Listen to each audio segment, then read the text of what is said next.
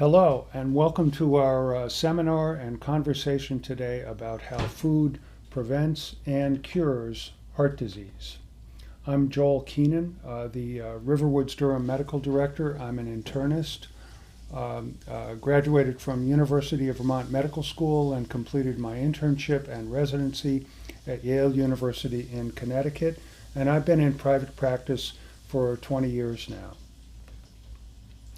Today I want to talk to you about heart disease and its connection with food, and we'll begin with an overview of the history of heart disease in the United States, the main causes for it, the risk factors for it, the common treatments for it, and above all, the role of food in causing and preventing heart disease. We'll talk too about basic healthy activities that can help minimize your risk for heart disease. Those are called healthy defaults. And we'll take a look at how to evaluate food by its ingredients and by the nutrition fact labels that come on food that you can buy in the grocery store. Finally, we'll take a look at the healthiest diets known to prevent heart disease. At the end of this seminar, I'd like you to be able to recognize and identify healthy and unhealthy carbohydrates and fat and distinguish between them.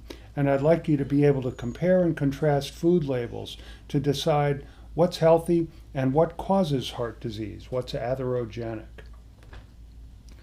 So this topic matters to me because heart disease is the leading cause of death for adults in the United States. Those deaths exceed all the deaths caused by all the different types of cancer combined. It's a really big problem and has been for over 100 years. The basis for heart disease and heart attacks and stroke is atherosclerosis. That's really what underlies it. And we ought to take a couple of minutes and talk about what that is and how it happens. So let's just take a quick look at the coronary anatomy and see the role of atherosclerosis in causing heart disease. So there are two main arteries leaving the aorta. That's the big artery leaving the left ventricle of the heart that goes all over the body. And those two arteries, the left main and the right coronary artery, serve 5 other arteries in the heart, and those arteries are indispensable to supplying oxygen to the most important muscle in our body, the heart. Those arteries and all the other arteries in our body have linings in 3 parts: the intima, the media, and the adventitia. And in a healthy artery, that's all you see. But over time, for just about all of us, cholesterol in the form of LDL will deposit between 2 of those linings, the intima and the media. And over time, in the presence of inflammation and the production of what are called foam cells by white blood cells, we all develop what are called fatty streaks in the lining of our arteries. Those fatty streaks can progress to develop plaque that forms over them. And ironically, the thick version of those atheromas, as they're called, have stable plaque that, although they block more of the opening of the artery, they're less likely to cause heart disease. The ones that are actually dangerous have thin fibrous caps, and those are susceptible to getting damaged, as you see here. And when that damage occurs, clots form called thrombi. And those thrombi can progress and ultimately block the artery itself. When that happens, as you know, south of that blockage, on the other side of it, blood can't flow, and therefore oxygen can't get to the tissue that it's supposed to serve. And that's what a heart attack or a stroke is. It's the death of tissue because lack of oxygen, because of lack of a blood flow, in this case, because of progression of atherosclerosis. So that's really what, in most cases for heart attacks and stroke, that's what's going on. And it begs the question then, who's at risk for that? Who's susceptible to that kind of a problem? Well, there are several risk factors, and most of us are in one of these categories. People with high blood pressure, or those who are overweight or have insulin resistance or diabetes, smokers, people with a sedentary lifestyle, and finally, people who eat food that causes atherosclerosis. All those people are at risk for atherosclerosis and therefore heart disease. So what is atherogenic food? It's really food with two basic kinds of food within it. One is saturated fat and the other is refined or processed carbohydrates. And I'll talk in a couple of minutes about refined and processed carbohydrates, but let's just talk a little bit about saturated fat and what that's like compared to other fats. There are good fats and bad fats, and saturated fat is atherogenic. It causes heart disease.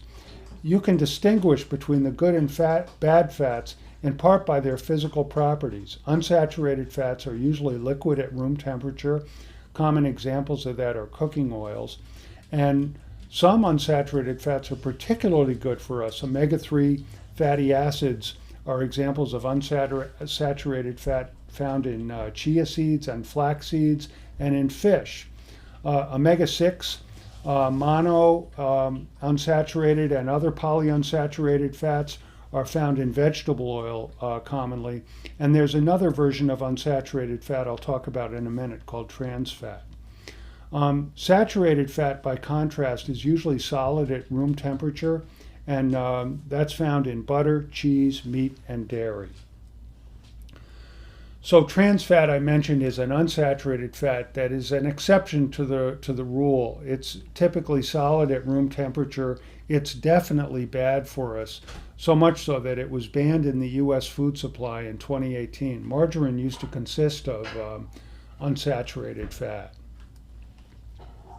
Here's the best food then to eat if you want to have a heart attack. It's loaded with saturated fat. You'll find that in the meat and in the cheese in this Big Mac. And you'll find refined and processed carbohydrates in the bun. And there's sugar in the sauce that goes on a Big Mac. So it's a perfect combination of atherogenic food, a food that causes atherosclerosis, causing heart disease. So it's tempting to think, well, if we have this problem, let's diagnose it and treat everybody who has it, and then we can leave the rest of us alone. But that's not so easy to do. Up to half of all heart attacks occur without any symptoms at all. So many people who are at risk for heart disease don't know it until after they've had their first heart attack. Half of people who are hospitalized with heart attacks had normal cholesterol readings. That, as you know, is one of the most common ways to judge people's risk for heart disease, is to assess their cholesterol levels.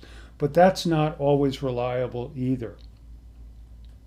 There are other blood tests available to stratify risk for heart disease and find out who has it, including LDL particle numbers and apolipoprotein B100 markers and other lab tests like that. And there are stress tests, as you know, available to assess people's risk for heart disease.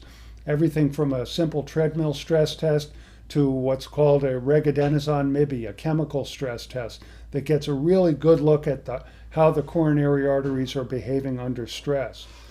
But these don't always work either. Tim Russert is an example of somebody who at 58, 6 months after a normal stress test, had a fatal heart attack. That can happen. Stress tests are good, but they're not always diagnostic, and it would be very difficult to screen everybody with a stress test just to find out who's most at risk for heart disease. So, with the presence of all this atherogenic food and other risk factors for heart disease, like smoking and the use of automobiles, by the middle of the last century, deaths from heart disease were just rampant, absolutely epidemic. And that's because a confluence of factors came together at just the wrong time. At that point, smoking was at its peak, and we had become a relatively sedentary society. And at that time, nobody really understood what a healthy diet was. The concept of atherosclerosis was yet to come. In the 1940s, U.S. Department of Agriculture advice for diets listed butter and margarine as one of 7 food groups, and advising to eat from every food group every day. 10 years later, in the 1950s, the guide had simplified down to 4 food groups. But look at those of milk, meat, and the bread and cereal group. All of those contain refined and processed carbohydrates or saturated fat. That is, 3 of those 4 food groups are loaded with food that can put you at risk for heart disease.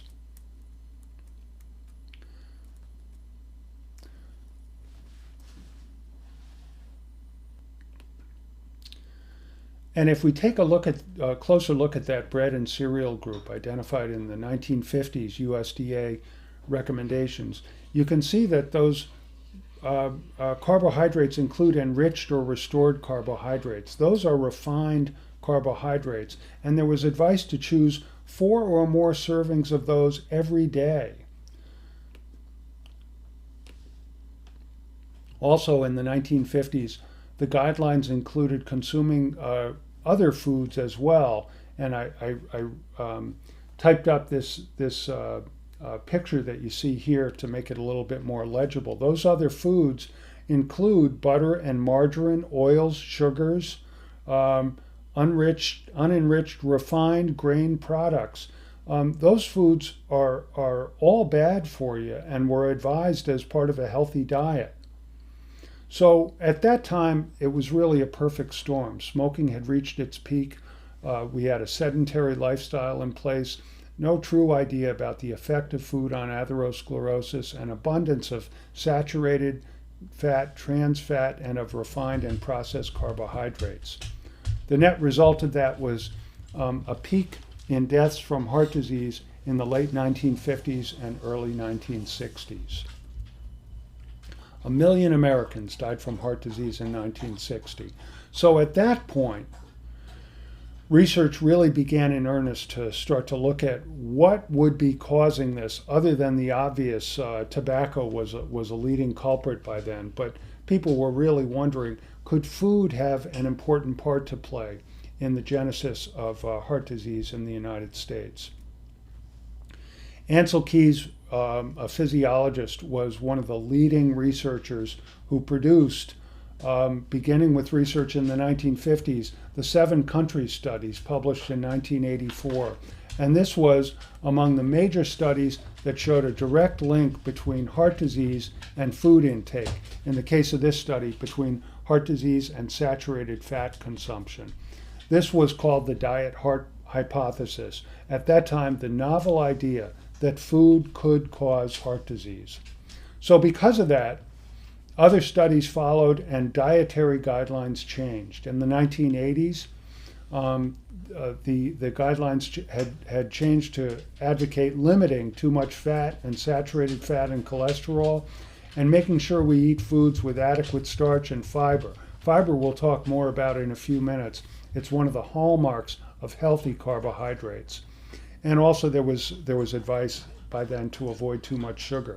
And 10 years later, in the 1990s, the guidelines had become specific enough to recommend a diet with plenty of vegetables, fruits, and grain products. Although by then, not even advocating that they were predominantly whole grains, just grain products. So the dietary guidelines improved over the decades. And let's take a look at what happened as a result. From 1970 to 2010, the government had begun telling us, eat fruits, vegetables, and whole grains, limit saturated fat, limit sugar.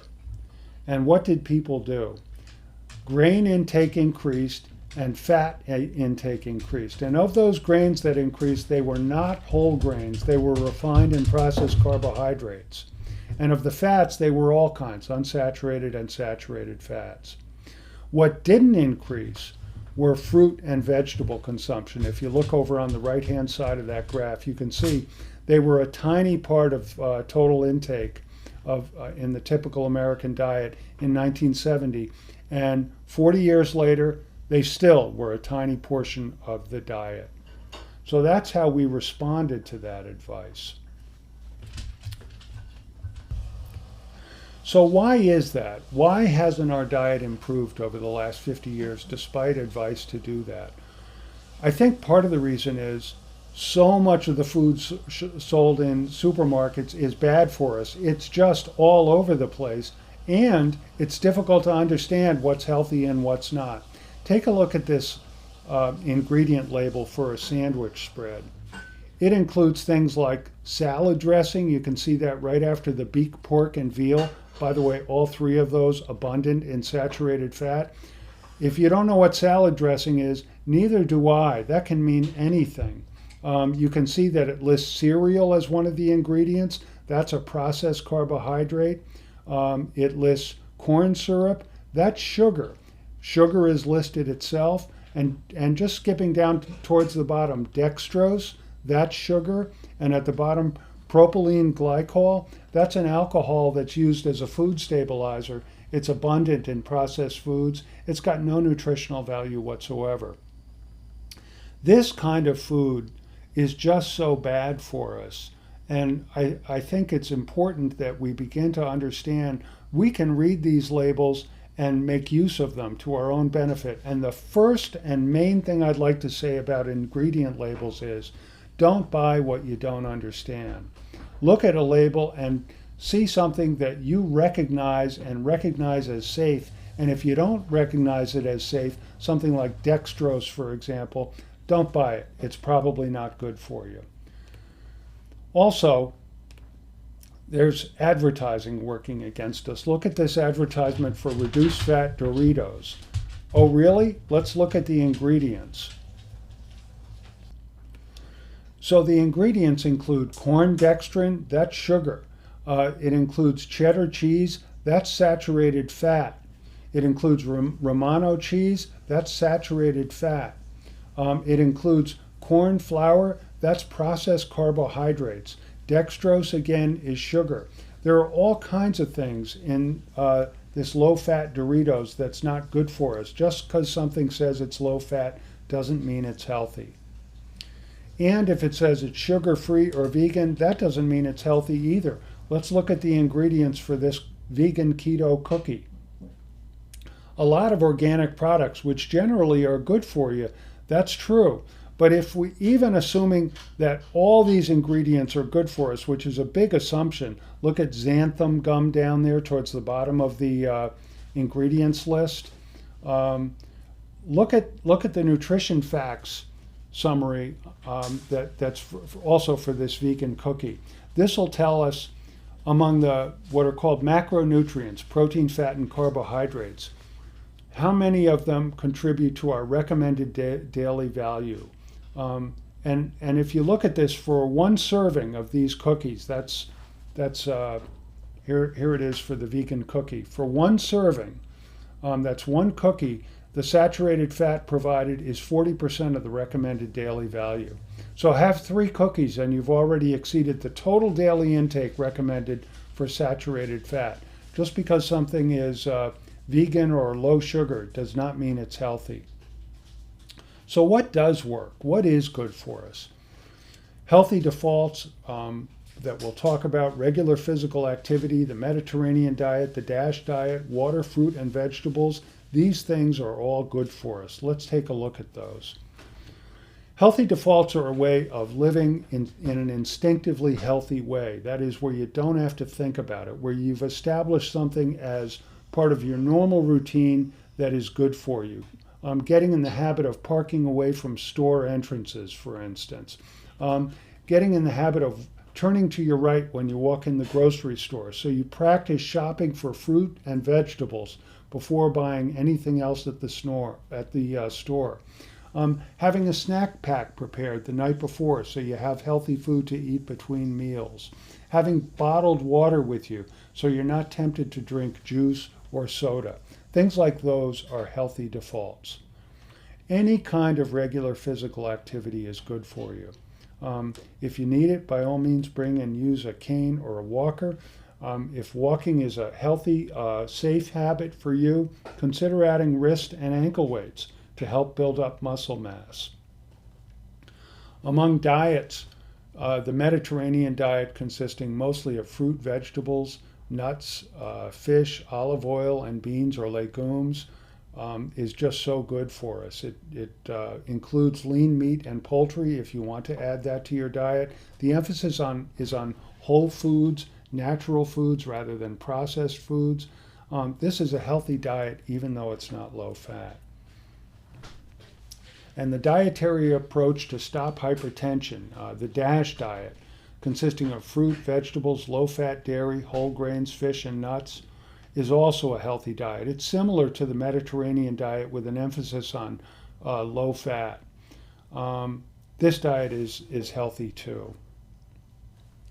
Both of those diets are really rich in carbohydrates. Please know that. There's a tendency to think low carb is good because fad diets like the paleo and keto diets are often mentioned as healthy, and they're both low carbohydrate.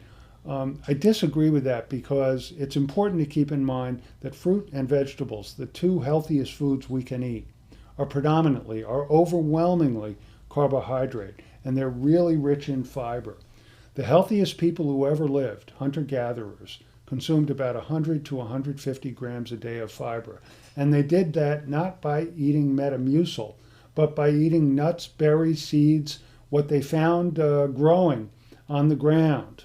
And modern Americans, by contrast, consume on average about 15 grams a day of fiber. 95% of us are fiber deficient by the paltry advice of the USDA to consume about 38 grams a day. We actually should consume much more than that. But that fiber overwhelmingly comes from fruit and vegetables, and almost none of us eat enough of that. Two of the leading researchers in the diet heart hypothesis and what followed are Colin Campbell and Caldwell Esselstyn. Colin Campbell produced the landmark China study in the 1990s showing that a whole food plant-based diet, predominantly whole grains, fruit, and vegetables, produced just about no heart disease of any kind, and the cancer rate, by the way, plummeted as well. Dr. Esselstyn, a cardiologist, experimented with his own patient population and was able to demonstrate not just the reduction in risk for heart disease, but the reversal of the atherosclerosis that I described at the beginning of our talk, also by adhering to a whole food plant-based diet.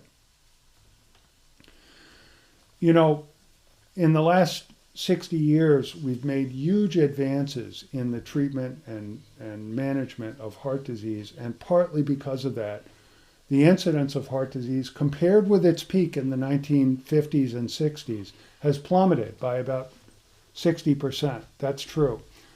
Bypass grafts and stents and statins, stopping smoking, and medicines like beta blockers and ACE inhibitors, the use of aspirin and Plavix, they all contributed to a significant drop in heart disease. That's true. That's been a success as far as it goes. But we are still left with the leading cause of death in America, and it's completely preventable. That makes no sense at all. We could be doing so much better than we are. And in that respect, our treatment of heart disease today has been a failure because we have a solvable problem that's solved by eating food, healthy food, and all we have to do is spread the word about that and practice doing it. The solution to the epidemic of heart disease is healthy food. Thank you so much for your attention. I hope this was useful. We have time for questions and some activities to follow. Thank you very much.